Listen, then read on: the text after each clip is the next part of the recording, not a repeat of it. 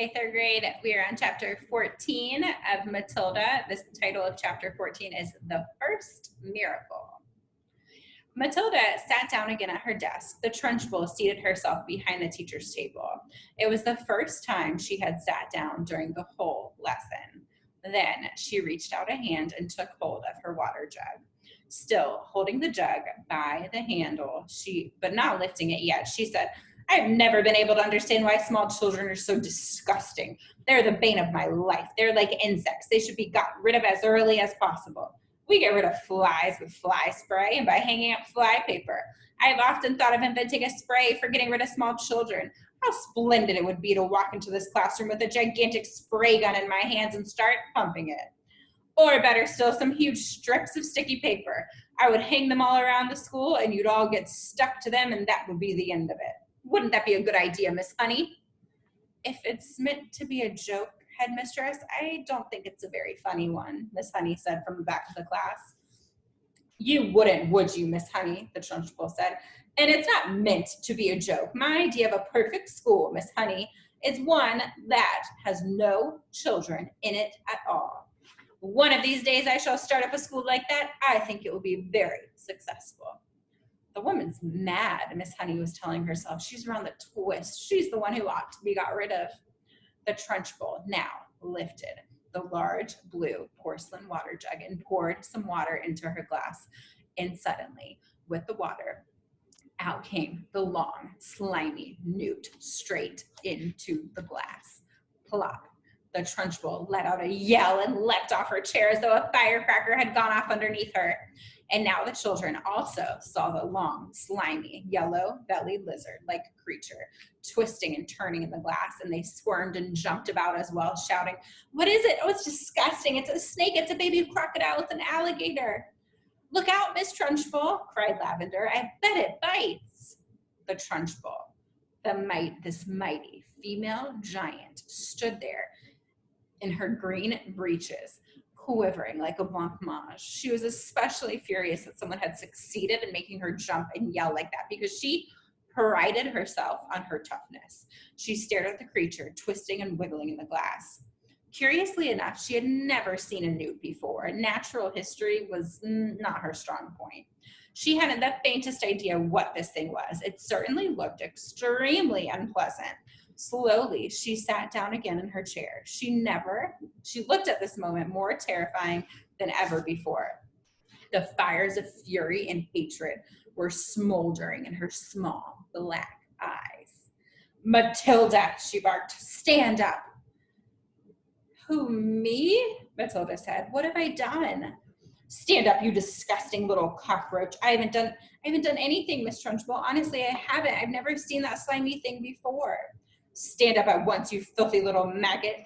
Reluctantly, Matilda got to her feet. She was in the second row. Lavender was in the row behind her, feeling a bit guilty.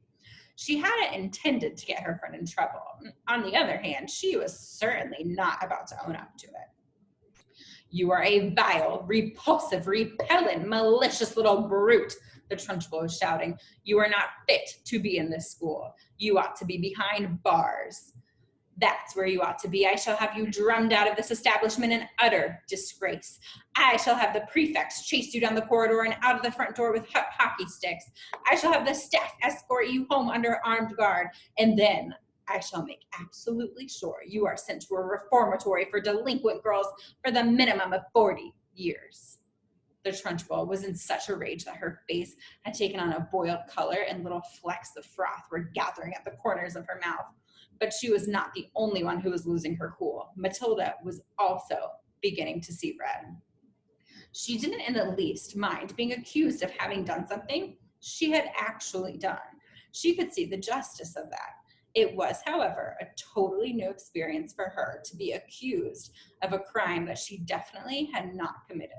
She had had absolutely nothing to do with the beastly creature in the glass. By golly, she thought, that rotten Trunchbull isn't going to pin this one on me. I did not do it, she screamed. Oh, yes, you did, the Trunchbull roared back. Nobody else could have thought up a trick like that. Your father was right to warn me about you. The woman seemed to have lost control of herself completely. She was ranting like a maniac.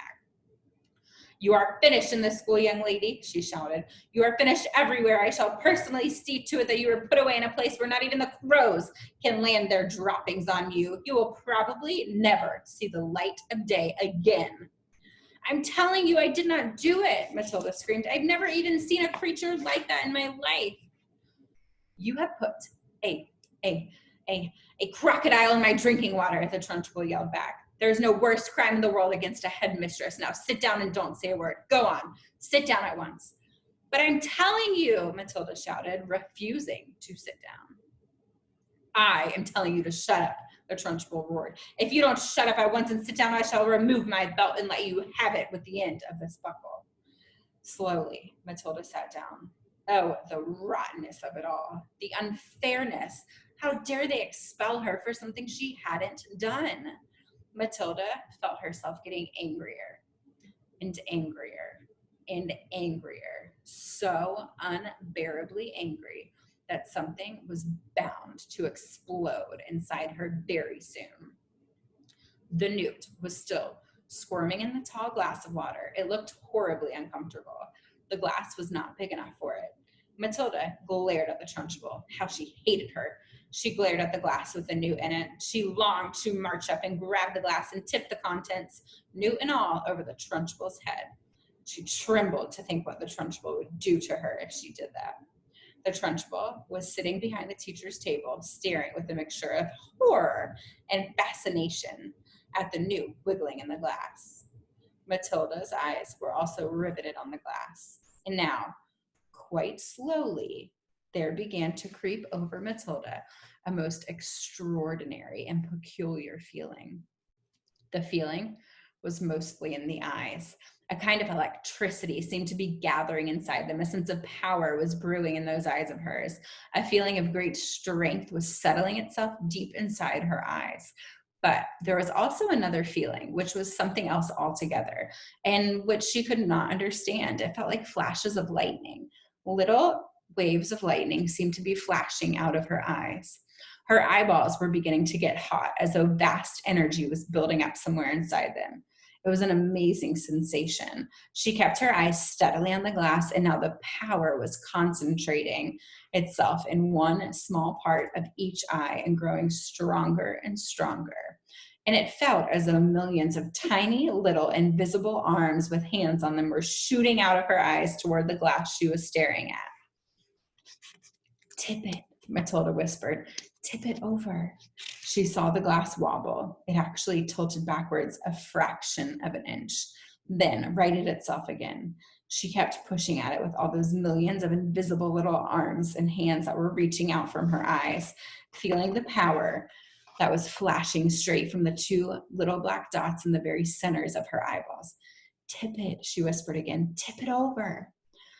Once more, the glass wobbled. She pushed harder, still willing her eyes to shoot out more power, and then, very, very slowly, so slowly, she could hardly see it happening, the glass began to lean backwards, farther and farther and farther backwards, until it was balancing on just one edge of its base.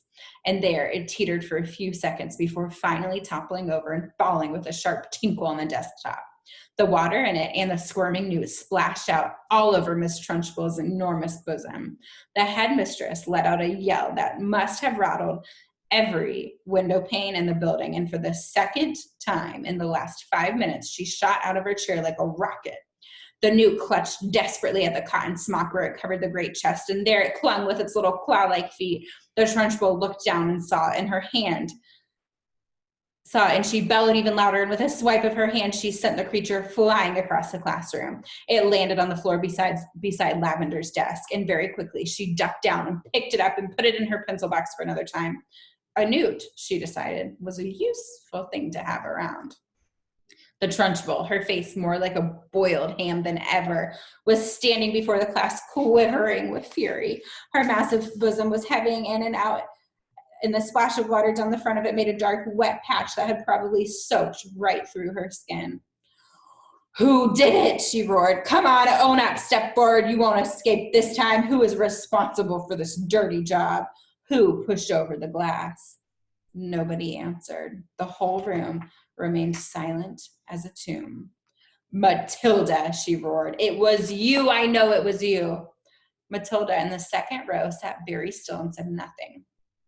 A strange feeling of serenity and confidence was sweeping over her, and all of a sudden she found that she was frightened by nobody in the world. With the power of her eyes alone, she had compelled a glass of water to tip and spill its contents over the horrible headmistress. And anybody who could do that could do anything. Speak up, you clotted carbuncle, roared the Trunchbull. Admit that you did it. Matilda looked right back into the flashing eyes of this infuriated female giant and said with total calmness, I have not moved away from my desk, Miss Trunchbull, since the lesson began. I can say no more.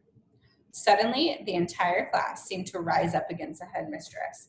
She didn't move, they cried out. Matilda didn't move. Nobody moved. You must have knocked it over yourself.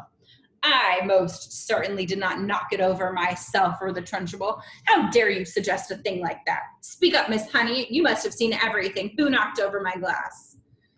None of the children did, Miss Trunchbull, Miss Honey answered. I can vouch for it that nobody has moved from his or her desk all the time you've been here, except for Nigel, and he has not moved from his corner. Miss Trunchbull glared at Miss Honey. Miss Honey met her gaze without flinching. I am telling you the truth, Miss Headmistress, she said. You must have knocked it over without knowing it. That sort of thing is easy to do. I'm fed up with you useless bunch of midgets, roared the Trunchbull. I refuse to waste any more of my precious time in here. And with that, she marched out of the classroom, slamming the door behind her. In the stunned silence that followed, Miss Honey walked up to the front of the class and stood behind her table. Phew, she said, I think we've had enough school for one day, don't you? The class is dismissed. You may all go out into the playground and wait for your parents to come and take you home. The end. Oh my goodness, this is getting good. I'll see you for the next chapter.